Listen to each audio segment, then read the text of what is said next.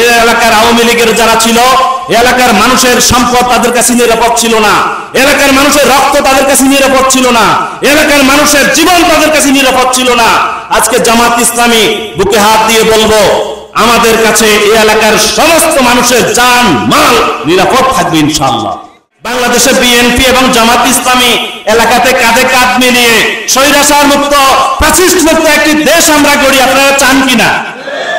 আমরা বিএনপিকে শত্রু মনে করি না, আমরা বিএনপিকে বন্ধু মনে করি। আমরা বলি, আমার ঘর ভাঙিয়েছে যে বা আমি বাদী তার ঘর, আপন করিতে খুঁজিয়া বেড়াই যে মর করেছে পর।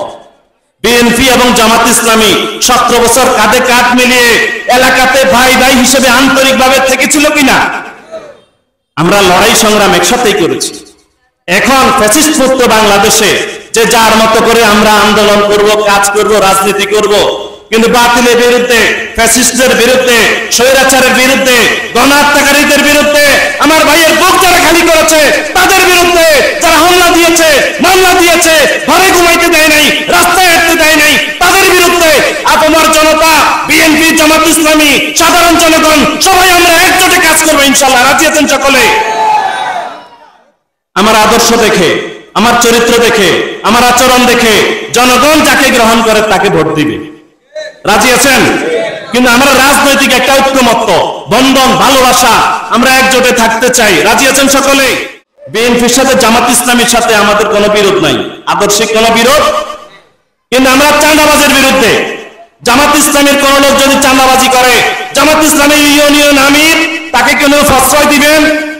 আমরা সন্ত্রাসের বিরুদ্ধে, আমরা দুর্নীতির বিরুদ্ধে, আমরা অসত্যের বিরুদ্ধে, আমরা ফ্যাসিস্টদের বিরুদ্ধে। এবার সে বিএনপি হোক, জামাত ইসলামী হোক, যেই হোক, সমাজে যারা নিকৃষ্ট কীট, অন্যায়কারী, জুলুমকারী, দান্দাবাজ, মাস্তান, সন্ত্রাস, যেই দলের হোক তার বিরুদ্ধে যৌথ প্রতিরোধ গড়ে তুলতে হবে। রাজি আছেন?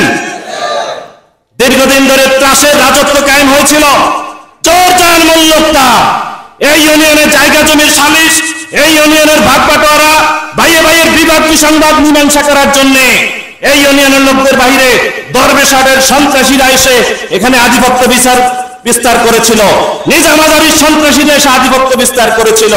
এই এলাকার আওয়ামী লীগের যারা ছিল, এলাকার মানুষের সম্পদ তাদের কাছে নিরাপদ ছিল না, এলাকার মানুষের রক্ত তাদের কাছে নিরাপদ ছিল না, এলাকার মানুষের জীবন তাদের কাছে নিরাপদ ছিল না।